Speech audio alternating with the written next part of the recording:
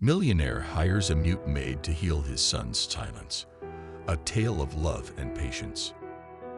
Welcome to Life Tells Stories, where we bring to life tales that touch the heart and awaken the soul. Today, we present a captivating story. Millionaire hired a mute maid to befriend his son, but what happened next shocked everyone. Have you ever wondered how love and patience can break through the deepest walls of silence? Stick around because this story will surprise and inspire you in ways you never expected. Don't forget to subscribe to Life Tells Stories and click the like button to support more amazing content like this. In the serene glow of the morning sun, Clara Harper, a woman of gentle strength and silence, stood before the towering gates of the Ashbourne estate. Despite the Gothic mansion's grandeur, its walls held the weight of sorrow. William Ashbourne, a millionaire widower, was grieving the loss of his wife, while his 7-year-old son, Oliver, had retreated into complete silence. Clara, mute since birth, was hired as a last resort. Specialists believed her ability to communicate through emotion and music might create a unique connection with the boy. But stepping into the mansion, she faced skepticism, particularly from the stern housekeeper, Mrs. Calvert. Mrs. Calvert's sharp gaze swept over Clara as she delivered the rules. No talking, no interfering, and certainly no entering the private wing without permission. Clara's quiet nod spoke of resolve. Would Clara's silent world and quiet strength be enough to reach a boy lost in his grief? Her journey into this house of sorrow had only just begun. Inside the mansion, Clara was assigned modest quarters. Her room, tucked away at the end of a long corridor, was simple: a single bed, a wardrobe, and a small window overlooking the overgrown courtyard. But it was enough. Clara knew her focus wasn't on luxury, but on her mission. Her first task was to deliver breakfast to Oliver. She found him sitting on the floor of his room, sketching aimlessly. The child's small frame seemed lost amidst the large, elegant furnishings. His eyes, dark with sorrow, barely glanced at her. Clara placed the tray near him and stepped back, her movements slow and deliberate. She didn't expect a response and received none. But in her heart, she resolved to be patient. Progress wouldn't come in leaps, it would come in whispers and still moments. Days turned into weeks. Clara maintained her silent routine, cleaning Oliver's room and bringing his meals, but his silence remained impenetrable.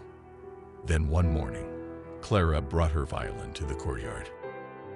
The instrument had been her constant companion, her voice in a world that couldn't hear her words. She began to play a gentle melody, letting the notes drift upward like soft whispers.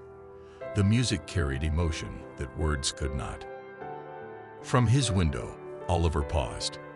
For the first time, curiosity flickered in his eyes. He quietly stepped out of his room and sat on the staircase, watching Clara from a distance. When the music stopped, he slowly approached her and touched the violin, as though asking her to play more. It was a small gesture, but it spoke volumes. Clara realized that music was their bridge, a way to reach a boy locked away in his grief.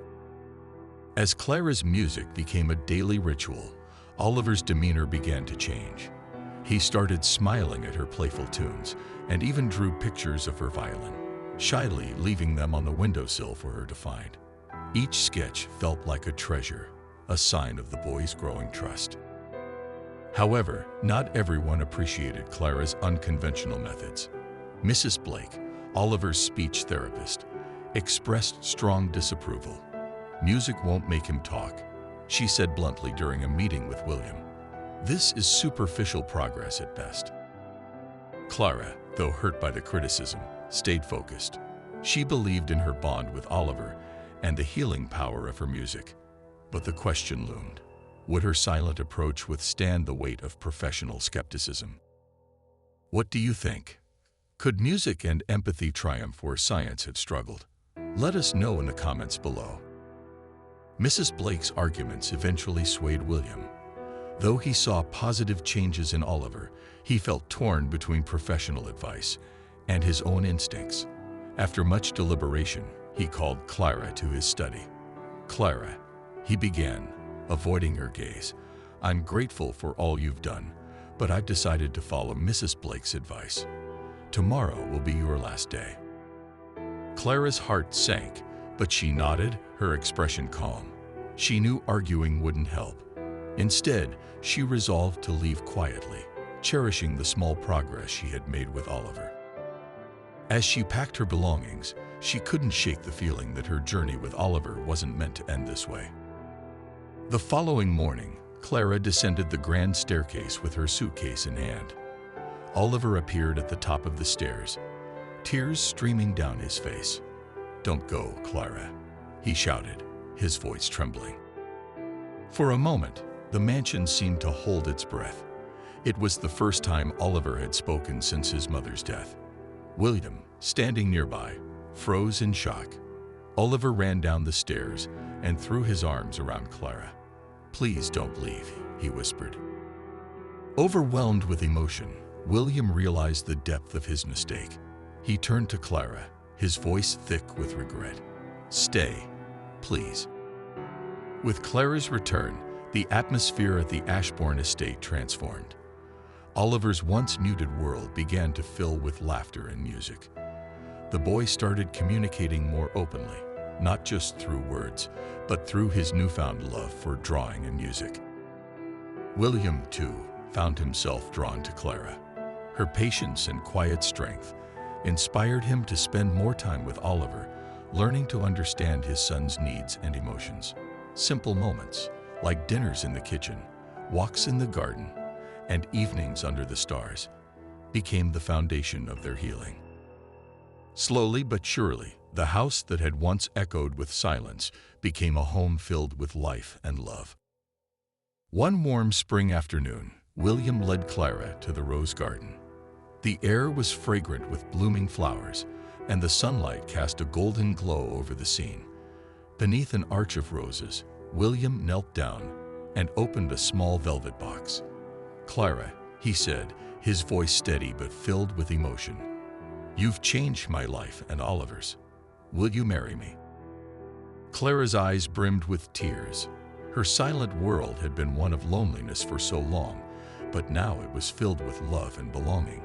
She nodded, her radiant smile saying everything her voice could not. "What do you think about this touching proposal? Would you have said yes? Let us know in the comments below." The wedding was a simple yet elegant affair held in the estate's chapel. Clara walked down the aisle in a delicate lace gown, holding a bouquet picked by Oliver. The boy stood proudly at the altar beside his father, his smile lighting up the room. When the priest asked if Clara took William as her husband, she surprised everyone by speaking aloud, "I do." The guests erupted in applause, moved by the miraculous moment. For Clara, it wasn't just about finding her voice. It was about finding her place in a family that loved and accepted her. Life at the Ashbourne estate blossomed into something beautiful.